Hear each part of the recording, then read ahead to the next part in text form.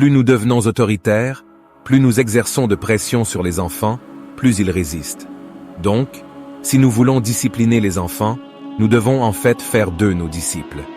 Des disciples, pas quelqu'un qui a peur de vous, mais quelqu'un qui vous aime, qui veut vous appartenir et vous suivre. Tout ce que vous faites qui nuit à la relation avec l'enfant nuira en réalité à son développement, car cela le rend insécurisé. La plupart des psychologues et des experts vous diront qu'il faut les isoler, autrement dit, retirer la relation avec l'enfant comme moyen de le menacer. Mais qu'avez-vous enseigné à l'enfant? Vous lui avez enseigné que la relation est conditionnelle, qu'il n'est acceptable pour vous que s'il vous satisfait, exactement le contraire de ce que tout parent aimant souhaite enseigner. Les premières années sont cruciales, je dirais même que les 3 premières années sont essentielles. Je dis toujours aux gens que s'ils réussissent les 3 premières années, ils peuvent se détendre. Si vous ne réussissez pas les 3 premières années, vous pratiquerez une parentalité corrective pendant des décennies. Comment savoir si vous vous y prenez mal? Eh bien, tout d'abord, vous le saurez car vous vous dites « Je suis avec mon fils et je ne trouve pas le repos en sa présence. Je ne sais pas comment être là avec lui, je ne sais pas comment être là pour lui. » J'étais comme ça. J'attendais toujours que mes enfants grandissent pour pouvoir m'engager intellectuellement avec eux et avoir quelque chose en commun. Mais la simple action d'être, ou l'état d'être, je n'ai jamais pu l'atteindre avec eux. Et c'est intéressant, car je regarde mes frères, ils sont si merveilleux avec les petits-enfants, ils sont spontanément là pour eux. Je ne savais jamais comment faire cela, car la véritable relation ne dépend pas des mots, elle dépend de la capacité à être avec et à accueillir votre présence, à accueillir votre existence en ma présence. Je suis ravi de vous avoir dans ma présence. C'est ce dont l'enfant a besoin de la part des parents. On dit toujours que les mères ont un lien différent avec leurs enfants par rapport aux pères, mais n'est-ce pas simplement une autre façon de dire que les mères sont présentes avec leurs enfants, tandis que les pères ont tendance à rendre visite aux enfants? Je veux dire, vous savez que le père va généralement travailler et visite la maison pendant quelques heures, puis repart le lendemain matin. Les pères qui restent à la maison avec leurs enfants apprennent à materner leurs enfants.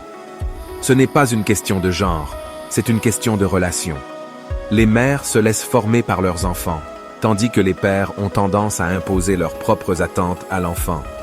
Ce n'est pas universel, je parle en général. Donc, les pères qui ont la chance dans les pays civilisés où les parents ont droit à un congé de paternité, ces pères apprennent à se lier à leurs enfants d'une manière différente de celle du père moyen ailleurs. D'accord, nous pouvons être formés, mais nous devons être présents pour être formés. Dans notre culture, les enfants ont besoin de s'attacher, ils ont besoin de se connecter à quelqu'un, car sans cette connexion, ils ne survivent pas. Dans les groupes de chasseurs-cueilleurs, où les êtres humains ont évolué, ces attachements se faisaient avec des adultes, et pas seulement 1 ou 2 adultes, mais avec tout un ensemble d'adultes nourriciers. Dans notre culture, nous avons privé les enfants de la présence parentale pour la plupart du temps, et le cerveau d'un enfant ne peut pas supporter un vide d'attachement, où il n'y a pas de figure d'attachement. En l'absence du parent ou de l'adulte nourricier, l'enfant comblera ce vide avec le groupe de pères. Maintenant, les enfants deviennent beaucoup trop attachés au père, ce qui n'est pas sain pour eux, et les pères deviennent leur modèle, leur mentor, leur modèle de comportement et de langage.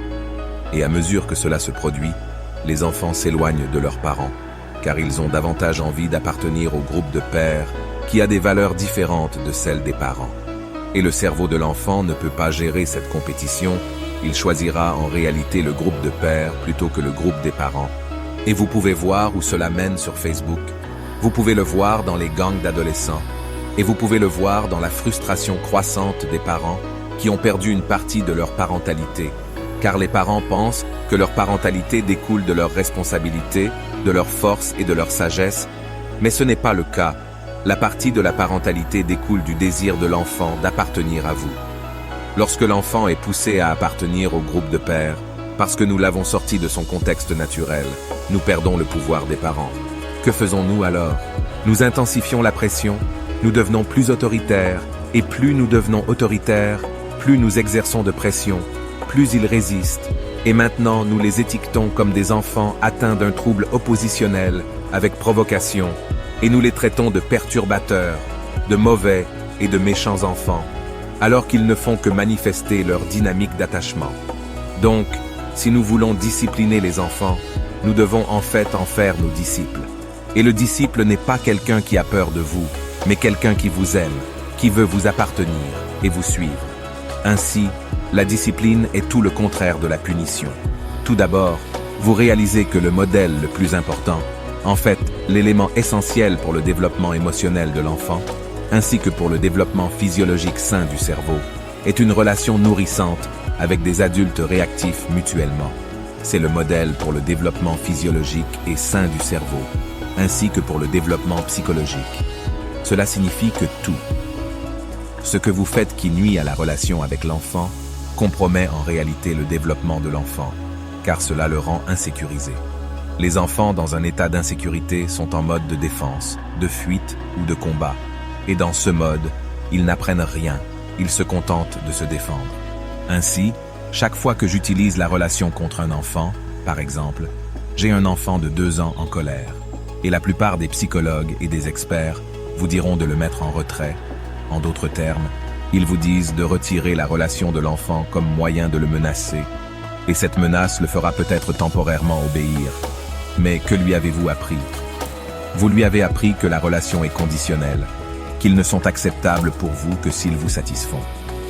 De plus, vous leur avez appris que les relations sont instables et peu fiables, et ils ont appris que vous n'êtes pas là pour eux quand ils sont le plus contrariés. C'est ainsi que l'on apprend aux parents à éduquer. De plus, on apprend aux parents à ne pas prendre les enfants dans leurs bras lorsqu'ils pleurent, à les laisser pleurer jusqu'à ce qu'ils se calment. C'est absolument odieux, car l'enfant n'est pas réconforté. Quelle leçon en tire-t-il? Que ses émotions n'ont pas d'importance. Voilà la leçon qu'il en tire, exactement le contraire de ce que tout parent aimant veut enseigner. Ainsi, la psychologie de l'éducation, la psychologie parentale dans cette culture, est devenue anti-enfant.